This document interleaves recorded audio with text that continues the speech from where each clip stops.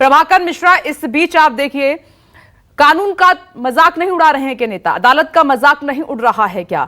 सशर्त परमिशन है, लेकिन उससे पहले के बयान देखिए आप, किस तरीके से बयान दिए जा रहे हैं। गधा, गधा, योगी, भोगी, यहां थोड़ा सा खून निकला तो दिल्ली पहुंच गए। गाली गलौज का तो इस तरह आप छोड़ दीजिए।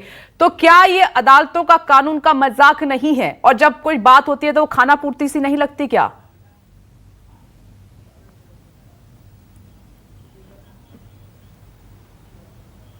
विपनेश, राजीव रंजन ने जो बात है कही, उत्तर प्रदेश की जो तस्वीर उन्होंने रखी, ये साबित करने के लिए काफ़ी है कि अगर सरकारें चाहें तो कोई भी विवाद कितना आसानी से खत्म किया जा सकता है, उस पर काबू पाया जा सकता है और गैर जरूरी मुद्दों को पर तत्काल विराम लगाया जा सकता है। ये उत्तर प्रदेश ने करके दिखाया है। विवाद की शुरुआत महाराष्ट्र से नहीं, मैं थोड़ा सा और आगे कहूँ कि विवाद की शुरुआत कर्नाटका से हुई थी हिजाब को लेकर, और उसका असर उत्तर प्रदेश चुनाव तक आया और कहा यह गया कि चुनाव को देखते ही विवाद खड़ा हुआ था और उसके बाद से लाउड स्पीकर और सारी चीज़ें हुई।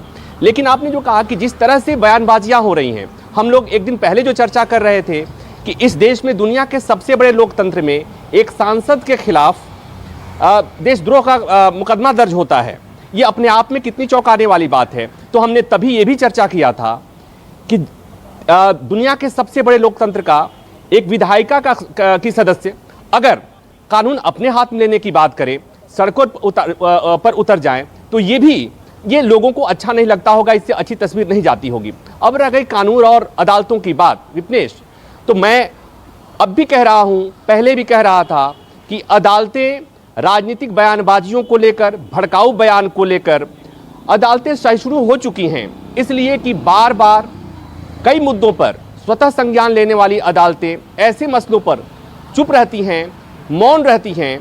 और हाल के दिन में दिल्ली हाई कोर्ट का वो माय लॉर्ड का एक ऑब्जर्वेशन सबको पता है, जहां पर एक भड़काऊ बयान को लेकर जब हाई कोर्ट ने टिप्पणी की थी कि वो बयान नेता ने मुस्कुरा कर दिया होगा, तो ये बताने के लिए काफ़ी है, ये साबित करता है कि अदालतें सहिष्णु हो गई हैं इन चीज़ों को लेकर। और मैं ये कहता हूं कि अदालतें ही सहिष्णु नहीं हो गई हैं, हमारा समाज भी सहिष्णु हो गया इन चीज़ों को लेकर, हमारी सियासत भी सहिष्णु हो गई है इस चीज़ों को लेकर कि सियासत में कोई कितना भी गंदा बयानबाजी कर दे, कोई कितना भी भड़काऊ बयानबाजी कर दे, पार्टी नेतृत्व से उस तरह का विरोध नहीं आता, उस तरह की फटकार नहीं आती, और नतीजा ये होता है कि उस तरह के बयानबाजी पर कोई रोक नहीं लगती। ऊपर से ये कि उसी पॉलिटिकल पार्टी में उसका सियासी कद बढ़ जाता है। तो विपनेश, अदालतें बैठी हैं, अदालतें देख रही हैं, अदालतें मौन हैं, अदालतें चुप हैं, इसलिए सारी वजह है, सारा ये फसाद लगातार बढ़ता जा रहा है। और मैं एक बात इसमें मैं और जोड़ दूं, जो मैं कहना चाहता था वो ये कि लाउड स्पीकर को लेकर सुप्रीम कोर्ट ने एक फैसला दिया था। राज्य सरकारें अगर नहीं मानती हैं या कोई संगठन नहीं मानता है, कोई धार्मिक संगठन नहीं मानता है, तो उसका एक सीधा सा तरीका होता है, अदालतों के फैसले को नहीं मानने पर सुप्रीम कोर्ट या हाई कोर्ट में एक पिटीशन लगाई जाती है, उसे अवमानना याचिका बोलते हैं, कंटेम्प्ट ऑफ कोर्ट पिटीशन लगाई जाती है, और उसमें कहा जाता है कि माय लॉर्ड, आपने एक आदेश पारित किया था और उस आदेश को फला सरकार, फला संगठन नहीं मान रहा है, इसलिए इस मामले में आपको कार्रवाई करनी चाहिए। और उसके बाद अदालतें इस मामले में संबंधित पक्षकार को नोटिस जारी करती है। लेकिन वो इतने दिन हो गए महाराष्ट्र में आजान विवाद को लेकर, लाउड स्पीकर विवाद को लेकर, और आज तक कोई भी पार्टी जो जिसे सबसे ज़्यादा दिक्कत है, वो भी पार्टी आज तक सुप्रीम कोर्ट नहीं गई, आज तक सुप्रीम कोर्ट में ये कहने नहीं गई कि अदालत के फैसले को नहीं माना जा रहा है, इसलिए इसमें कोर्ट को संज्ञान लेना चाहिए। उसकी वजह साफ है कि अगर अदालत में मामला चला जाएगा, अदालत से रिक्वेस्ट कर दिया जाएगा, तो हो सकता है कि अदालत कोई आदेश पारित कर दे, और जैसे ही अदालत आदेश पारित कर दे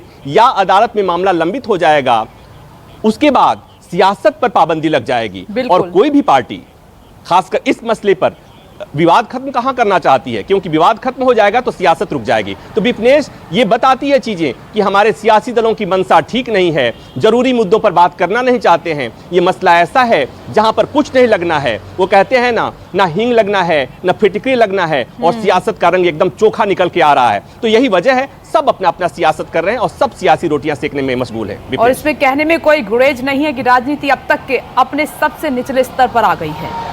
मुंबई का जल्दी से रुख कर लेते हैं, फिर मेहमानों का रुख करेंगे, चर्चा की शुरुआत करेंगे। नमस्कार, मैं हूं मानक गुप्ता।